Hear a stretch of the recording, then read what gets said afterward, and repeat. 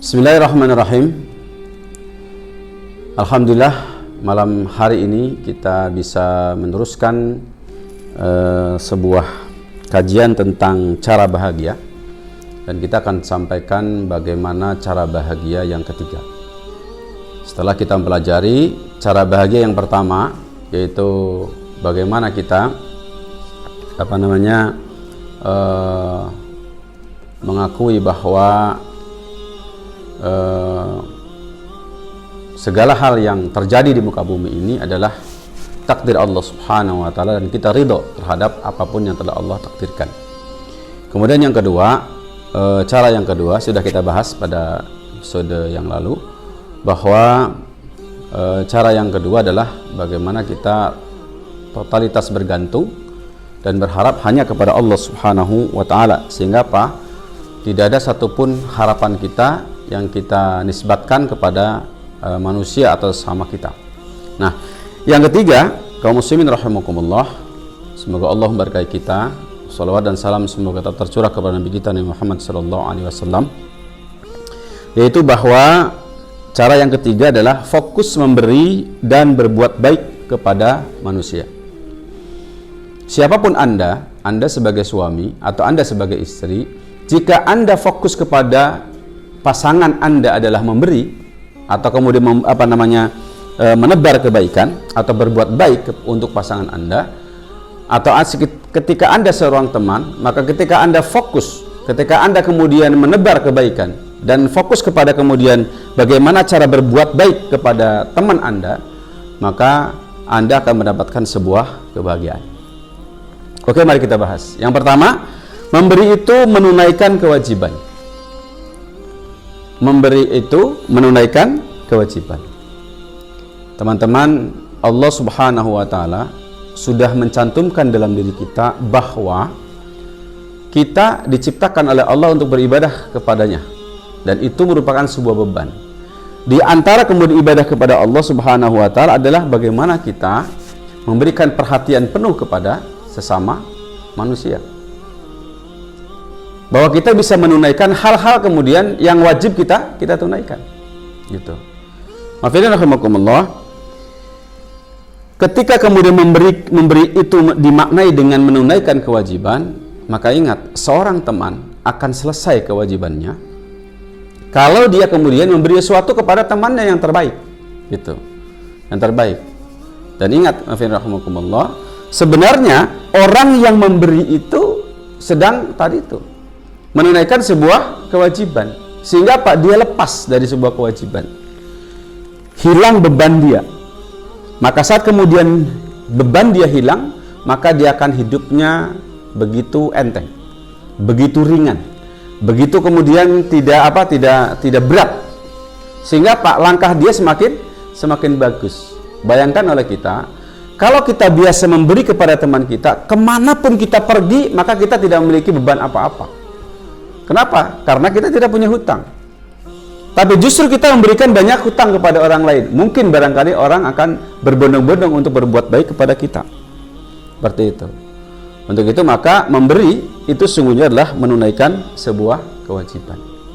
Karena memang kita memiliki kewajiban terhadap alam semesta, kemudian terhadap sesama. Itu kita punya kewajiban itu. Makanya apa? Ketika kita memberi atau fokus memberi, maka sungguhnya kita sedang menunaikan sebuah kewajiban. Itu yang pertama. Yang kedua, berbagi itu menanam biji kebaikan. Itu berbagi. Maka siapapun yang berbagi, maka dia sebenarnya sedang menanam biji-biji kebaikan di seluruh kehidupannya. Ketika seseorang punya teman, gitu kan? Dan dia kemudian memberikan kebaikan atau berbagi kebaikan, maka masya Allah, maka dia sedang menanam sebuah kebaikan.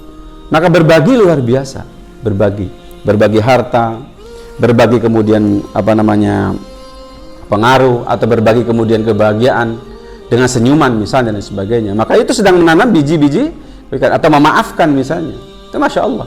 Itu merupakan sebuah biji kebaikan yang kita sudah tahu siapapun yang menanam bijinya, maka dia pasti akan memanennya. Wa may ya'mal mithqala dzarratin khairan yarah. berapapun biji yang ditanam, maka pasti kita akan melihatnya. Untuk itu maka semakin orang banyak berbagi, berarti apa? Semakin banyak dan punya kemungkinan dia akan panen kebaikan di masa yang akan datang, baik itu di dunia atau juga di akhirat.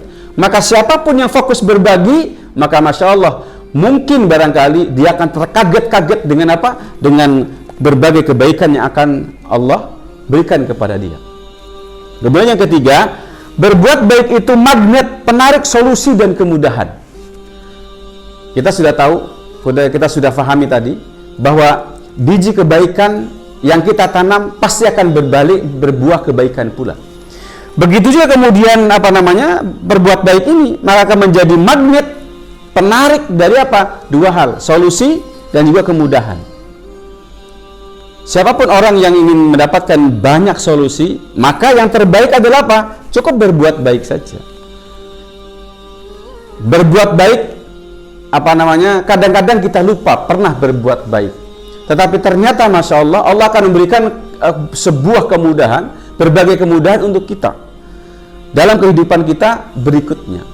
Dan solusi sering ketemu dengan apa? Dengan kita selalu kemudian berbagi atau berbuat baik untuk orang lain. Makanya salah satu orang itu bisa atau tanda akan bahagia manakala apa? Dia sanggup untuk berbuat baik. Karena ini menjadi magnet.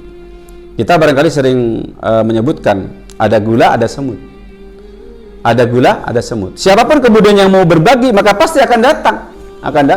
Orang yang menawarkan diri, orang yang mau berbuat baik, gitu. Kita sudah tahu orang pelit itu sulit mencari teman. Tapi kalau orang yang kemudian mudah menolong, maka dia pasti akan mendapatkan teman yang banyak. Untuk itu maka ini tidak aneh, gitu. Bagi orang yang selalu berbuat baik menjadi magnet solusi. Mungkin dia akan lebih murah kehidupannya, tidak selalu dengan uang, tidak selalu kemudian dengan hal-hal yang berat. Dia akan mendapatkan sebuah pertolongan dari Allah Subhanahu wa Ta'ala. Yang keempat, kebaikan tanpa pamrih tanda keikhlasan. Mafilin rahimakumullah, perbuatan baik kita yang kemudian tidak kita ungkit-ungkit kebaikan itu, atau bahkan kita kemudian tidak berkata-kata buruk kepada orang yang kita berbuat baik, apalagi sampai kemudian kita tidak berharap sama sekali dari orang yang kita baikin itu agar membalas kita, maka Masya Allah, itu menjadi sumber kita kemudian diakui oleh Allah sebagai apa? Orang yang betul-betul ikhlas beribadah kepada Allah Subhanahu wa Ta'ala. Dan kalau sudah demikian, maka apa? Allah sendiri yang akan membalas kebaikan kita. Makanya rahimahumullah, jangan rubah sifat pemberimu jadi pengemis. Karena apa? Ketika saat Anda memberi, kemudian Anda berharap dari orang yang kita beri itu berbuat baik kepada kita, maka apa? Ini tanda kesengsaraan. Yang tadinya dia orang bahagia menjadi orang sengsara. Kenapa? Karena dia menunggu balasan. Betapa sengsaranya dia. Seorang istri atau seorang suami yang berbuat baik di rumah tangganya, kemudian berharap, ada harapan dari pasangannya untuk berbuat baik kepada dirinya, maka apa? Dia tanda ketidakikhlasan. Dan ingat, Allah pasti akan murka. Allah pasti akan murka. Manakala pas seseorang beribadah kepada Allah kemudian dengan tidak ikhlas. Makanya rahimahumullah, maaf. Kenapa ada orang yang sudah berbuat baik kepada istrinya atau kepada suaminya, tapi ternyata Allah tidak membalas kebaikan itu? Kenapa? Karena bisa jadi Allah cemburu. Allah cemburu. Yaitu apa? Ketika dia memberi harapannya kepada orang lain atau kepada orang tersebut. Sementara apa? Allah Maha tahu bahwasanya apa? Ketidakikhlasan itu membuat Allah marah. Karena apa? Tidak layak seseorang, sebagaimana itu sudah kita bahas, berharap kepada orang yang lain. Makanya apa? Sebaik-baik orang yang memberi adalah orang yang sama sekali tidak berharap kepada orang yang memberi. Maka dia akan lapang, maka dia akan bebas, maka dia akan kemudian menjadi orang yang begitu tidak ada harapan sama sekali kepada manusia. Sehingga apa? Dia begitu enteng dan begitu kemudian luar biasa, hatinya sangat bergembira. Kenapa? Tidak ada kemudian harapan apapun kepada manusia. Makanya apa? Kebaikan tanpa pamrih tanda sebuah keikhlasan. Dan ingat, salah satu tanda bahwa amal kita diterima oleh Allah Subhanahu wa taala, maka dia adalah ikhlas karena Allah Subhanahu wa taala. Untuk itu maka para suami, ketika Anda memberi nafkah kepada siapa? Kepada istri, maka ingat, jangan pernah berharap istri supaya berbakti kepada kita. Kenapa? Allah yang marah. Sudah sering banyak orang yang menafkahi istrinya, kemudian istri tidak bisa berbakti kepada suaminya. Penyebab utamanya apa? Karena Allah marah. Kenapa? Karena apa? Sedang beribadah tapi tidak ikhlas. Bukankah ibadah itu syaratnya dua? Ikhlas dan ittiba.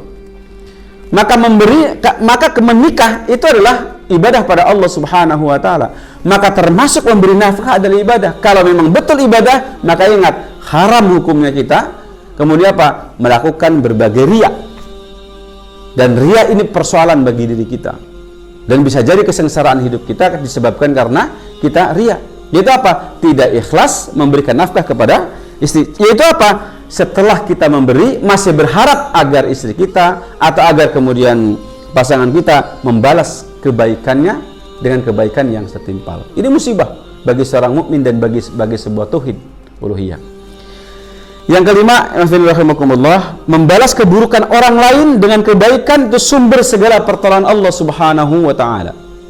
Allah sudah memberikan banyak ayat bahwasanya apa? Sebaik-baik orang dan akan ditolong oleh Allah Subhanahu wa taala siapa? Dia adalah orang yang membalas keburukan orang lain dengan kebaikan. Bukan ihsan orang yang membalas kebaikan dengan kebaikan. Tapi orang ihsan itu siapa? Orang yang membalas keburukan orang lain dengan sebuah kebaikan. Makanya dalam sebuah ayat disebutkan bahwa siapa yang membalas keburukan orang lain dengan kebaikan, maka Allah akan memberikan pahala setara dengan apa? Merubah musuh menjadi teman. Bisa jadi Anda akan selalu dijahati oleh tetangga Anda, tetapi Anda konsisten membalas kejahatannya dengan kebaikan, maka lihat saja, bisa jadi tetanggamu itu sering bolak-balik ke rumah sakit, tapi Anda begitu sehat bugar, tidak pernah sakit. Kenapa? Karena Allah menjaga Anda dengan sebuah kebaikan yang telah ditunaikan karena ada orang berbuat jahat. Atau misalnya apa? Orang yang berbuat jahat itu mungkin anaknya akan tidak mendapatkan kesuksesan sama sekali.